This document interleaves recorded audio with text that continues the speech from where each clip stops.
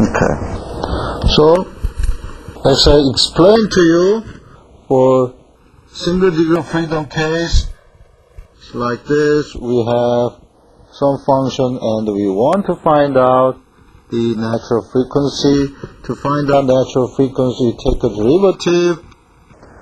But for the case when we have two independent variables, we take a derivative with respect to one independent variable, another independent variable, and try to find it. And there are three cases. For example, if the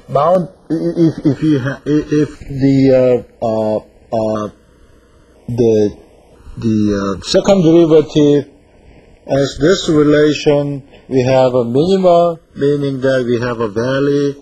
If we have this relation, we have a maximum. And if we have this relation, we have a saddle point. What does it mean by saddle point? Okay. When you have a mountain, okay, the curvature is, what's the meaning of curvature? Rate of change of derivative, right? So derivative is increasing and then decreasing. Therefore, curvature is negative. This means that I have a negative curvature. Okay? Not important. Negative or positive, right? Either way. In valley, we have positive curvature, right? Okay?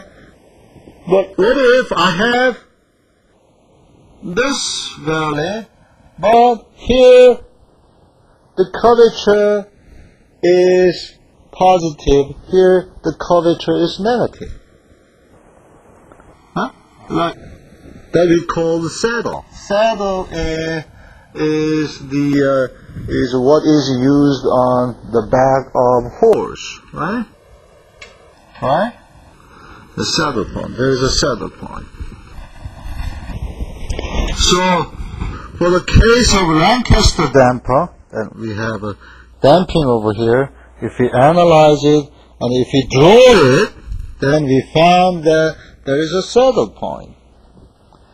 And this is the point where we can get a small value of vibration. And just if we found this value and this value, and that's the value that will provide us the minimum vibration. Right? Okay. Another thing.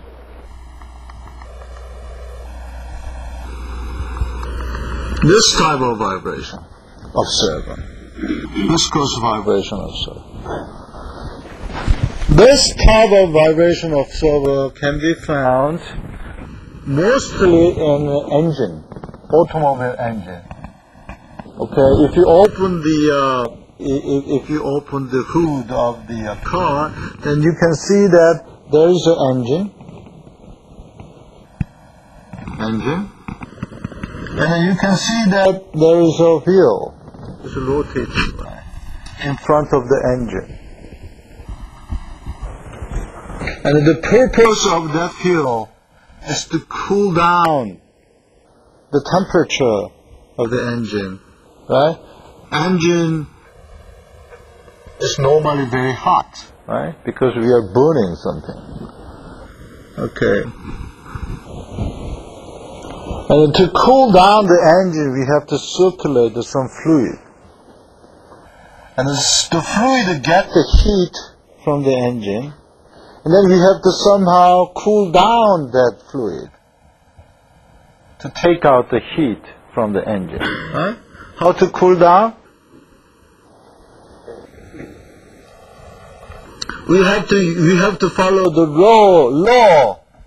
It has to do with the heat transfer problem, right? Heat transfer, right?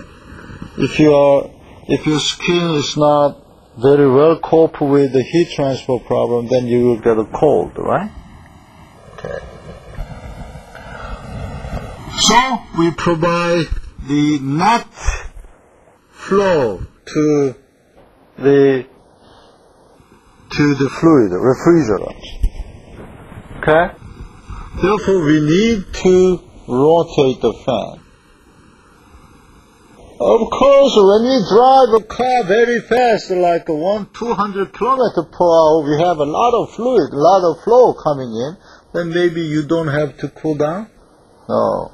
Because when you drive 200 kilometers per hour, your engine is oscillating very fast, therefore you produce more heat. Huh? Okay. And this one is a vibratory system. And some engineer thought that, hey, I can use this as a vibration observer. Yeah, that's a brilliant idea. The engine are not supposed to oscillate in this direction. If engine oscillates in this direction, then the vibration due to the engine will transmit to the car, and the driver would feel the vibration like this. Maybe exciting, but exciting just a couple of days, but he or she will never buy those kind of car anymore. So, to reduce that vibration, there are many ways to do it. But the simple way, he thought, or she thought, I don't know whether he or she, designed a vibration observer in front of the engine. Because in front of the engine, we need to put the fan already, and he put another function to the fan, multifunction. That's a good idea. Huh? So what he did, he put the spring and damping over here. How to do it? If you look at carefully this rotating part, you will see that the rotating part has two components. One is like this, and the other one is connected to the engine. Okay, and this part, we feel some material, normally rubber, for example. Okay, then the outer part and inner part has some relative motion, right? Okay, that is K, produced by Ka and Ca. Okay? Okay? And analyze using 2 degree of freedom model, and try to find out the value of zeta and R that gives us minimum vibration, then we can design it. Okay, that's the story. So, using this type of damper, we also can find the saddle point, the minimum point over here, and that provides us to design the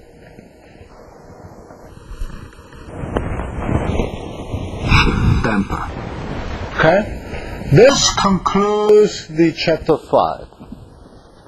And I'm sure you will have a chance to work out this problem using homework. Okay? And then on coming Tuesday, I will move on to vibration of continuous system. That is more exciting. Now, we will study how the vibration of how the guitar vibrates, how the string of violin would vibrate, why